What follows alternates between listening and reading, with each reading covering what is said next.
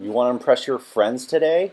Well, I'm about to show you how to make an awesome charcuterie board with everything that you need to know and how to use, as well as teaching you different flavor profiles. All right, let's get into it. Hello, welcome back on another episode of The Cooked Goose. I'm your host, Alex, and today I'm going to teach you how to make a charcuterie board. Now, charcuterie board, as some of you also know, for like a meat and cheese board, but this is going to go up a little notch. What I'm going to show you, I'm also going to show you how to use things from your fridge, and you can literally create the most delicious meat and cheese board, or formerly known as the charcuterie board. Here's some simple ones that I have here. This is more of a marble slate board that you can use. Very simple, it's small, really easy to serve for just probably about 4 people. Very creative. You put different things on top like so. I've used it where you just literally take a cutting board. Great surface area. Again, put anything that you want on there, fruit, berries, jam, bread, you name it. Now, what I'm going to be using today is a very formal serving tray or plate, because I'm going to show you a lot of different stuff that you can use and great flavors. A charcuterie board also is a really good palate starter. What I mean by that is it increases your palate to different tastes, to see acidic and sweet together, savory and salty all in one, and also pair it with some great drinks. All right, now let's get started. In the first steps of a charcuterie board, you must have small cups or ramekins. This will help with those small food items like olives, jams, or sauces. Starting with your plate or board, place your small bowls or ramekins around the plate in certain areas. First, we are going to add in the blackberries and blueberries. Berries to any board gives a sweet and colorful way to add depth to your board. Next, adding Spanish or Italian green olives. Olives give that classic look to any meat and cheese board. Nothing tastes better than giving your board a Mediterranean twist. Moving on to the jams. Jams add great flavor, especially with cured meats or tangy cheeses like sharp cheddar. Last part for the bowls and ramekins are dips. People love to use dips in any charcuterie board, especially when you have crackers or toasted bread. This dip is a spicy hummus. It is quite a crowd pleaser and gets wiped out fast. Definitely add this to your board.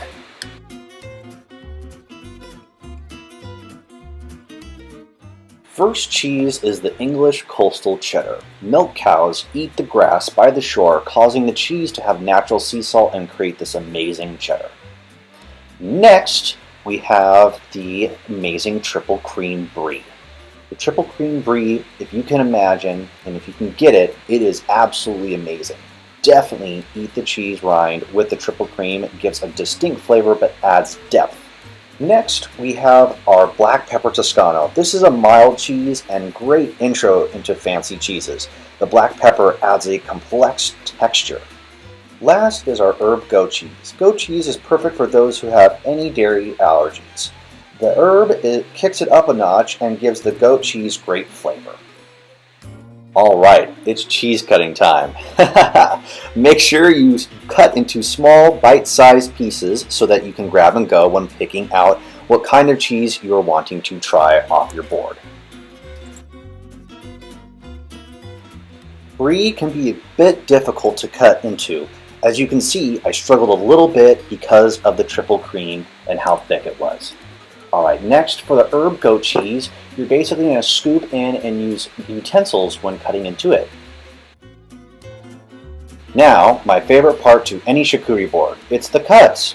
First, we are adding our prosciutto, followed by the Spanish salami over here, and then my new favorite is the chorizo. For spicy fans, this is a must to add.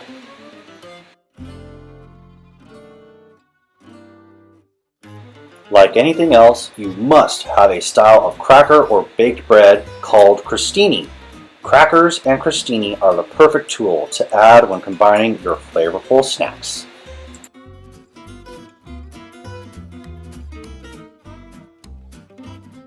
As you start to build, place your cheeses around your bowls or ramekins.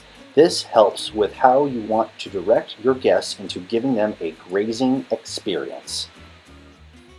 Adding other fruit like HoneyCrisp apples give a wonderful contrast to sharp cheddar and Toscano cheeses when eating.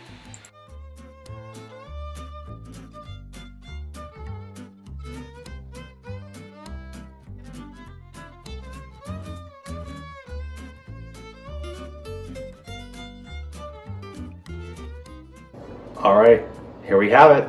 So our awesome charcuterie board, I did a couple little things here.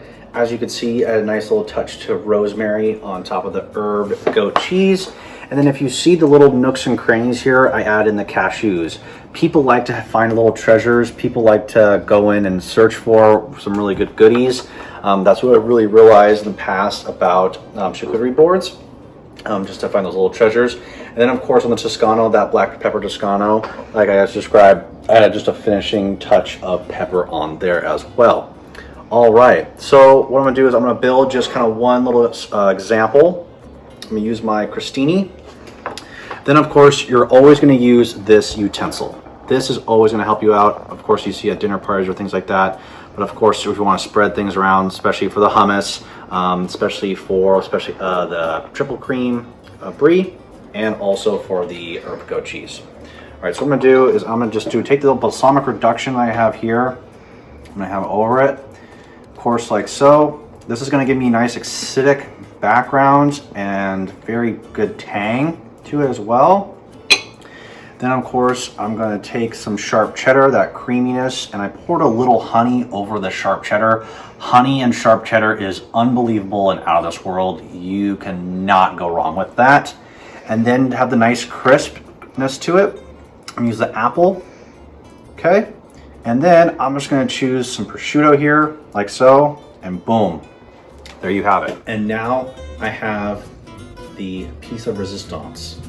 The bread, of course, with the olive oil, then the acidic background of that balsamic reduction, and then the creaminess and this little bit of the sweet from the honey, the sharp cheddar, the coastal sharp cheddar, and then the crisp of the apple, and then that nice salty prosciutto. All right, let's try it. Mmm. Mmm. That apple mixes really well with that cheddar. And tang, definitely from the balsamic reduction. And that prosciutto really comes through. Wow, this is really good. Oh yeah. Unreal. Okay. Now, definitely with all that acidic and the salt that you get that in the crisp, I'm gonna finish it off with a nice glass of wine. And I'm gonna use some Northern California Cabernet.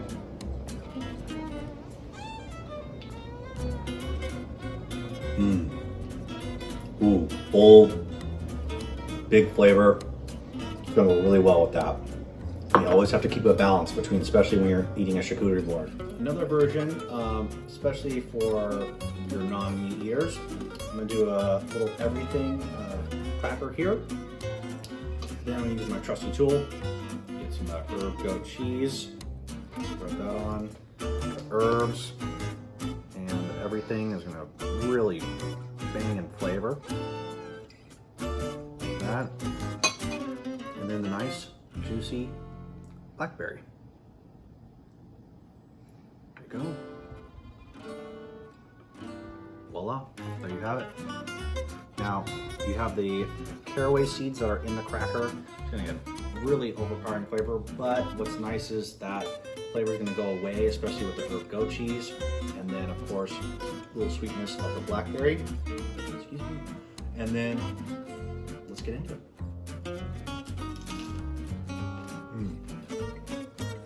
Whoa. Blackberry with the herb goat cheese is a must. Oh my gosh, wow. Almost like it's better than the other one.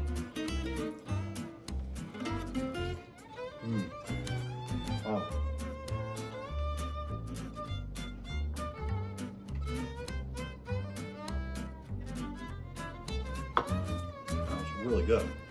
Okay, now you see here with all these types of foods, this is a great way and a start to how you can really enhance your palate in your diet, but also mixing flavors, getting those senses back into your body, really expanding your mind with these. And so it's just a fun, easy way and a safe way to really dive into different foods, but also when you're going out to dinner, making sure that, you know, if you like one or another dish, you can know now with how to blend in those flavors and really dive deep.